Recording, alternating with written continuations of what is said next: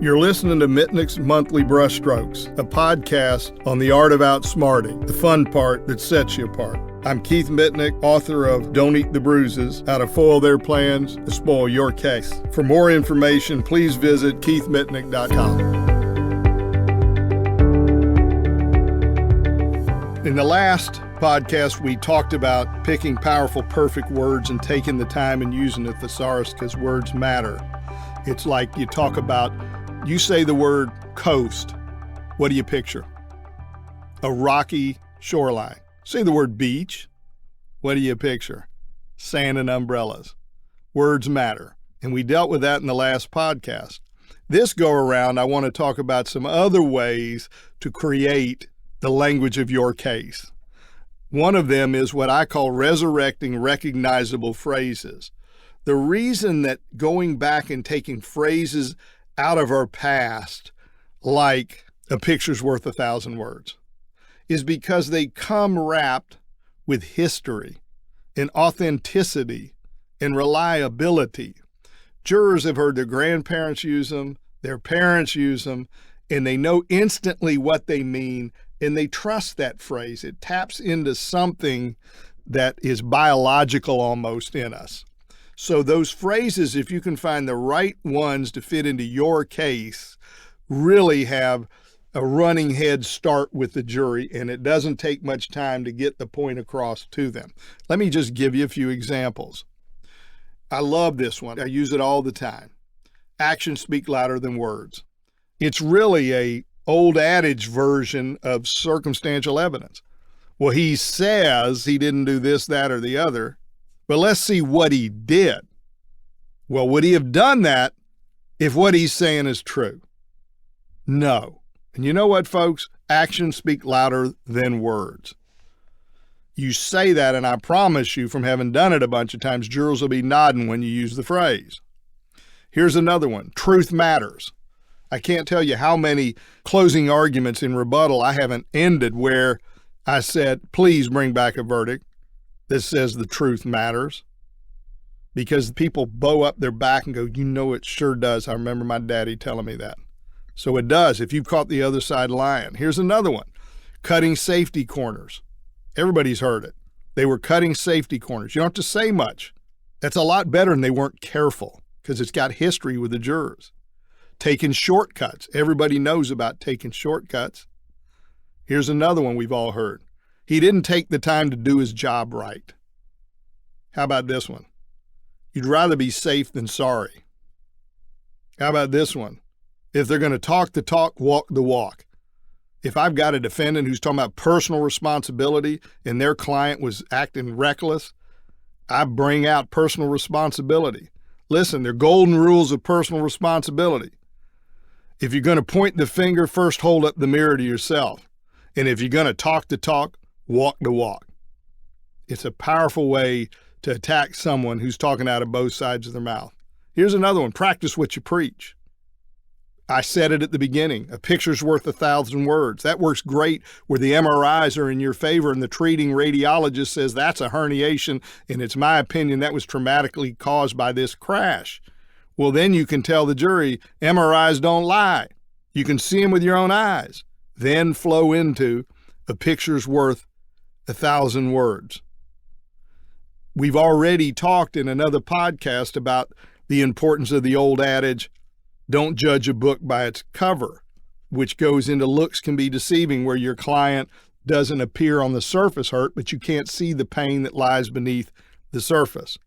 Here's one I love.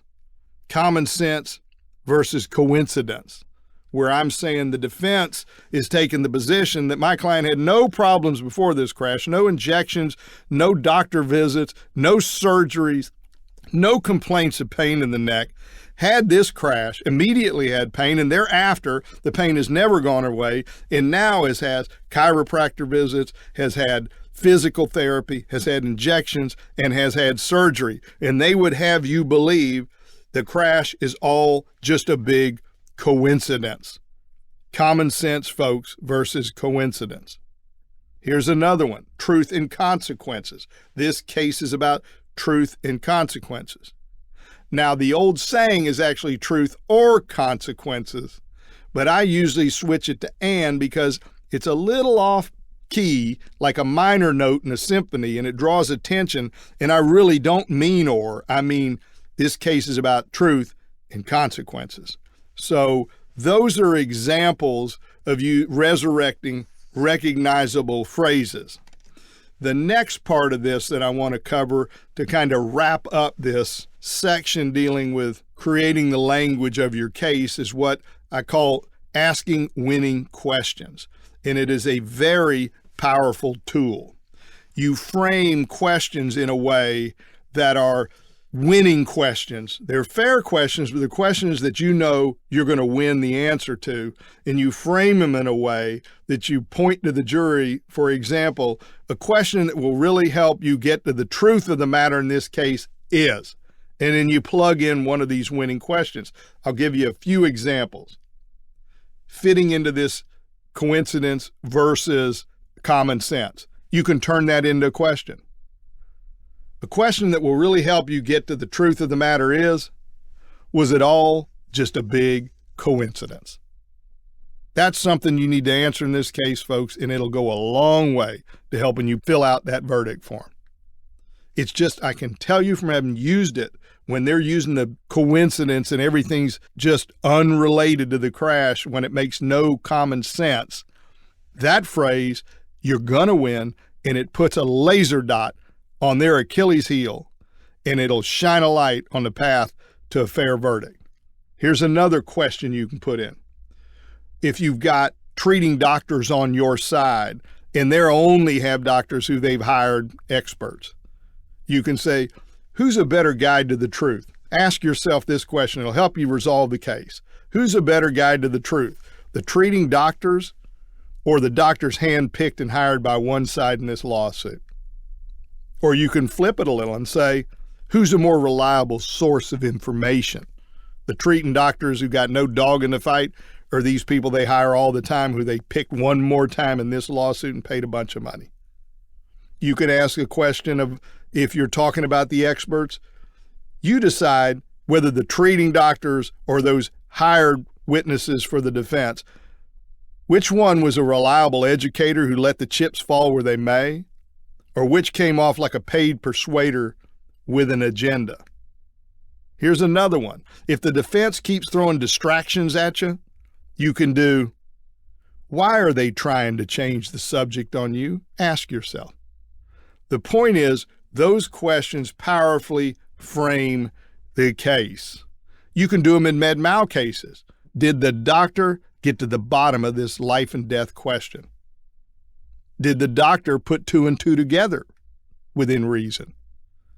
Should the doctor have kept the patient in the loop, not in the dark? Did the doctor waste time unnecessarily? Did the doctor take the time to do his job right?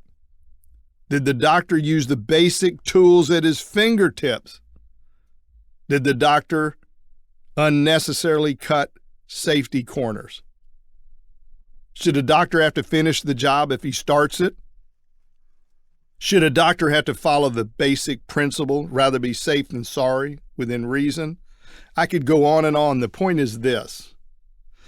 In order to create the language of your case, you pick the right words, you resurrect recognizable phrases, and you pick winning questions, and you will go a long way to framing your case in a way that will alter the outcome in a favorable way. Thank you.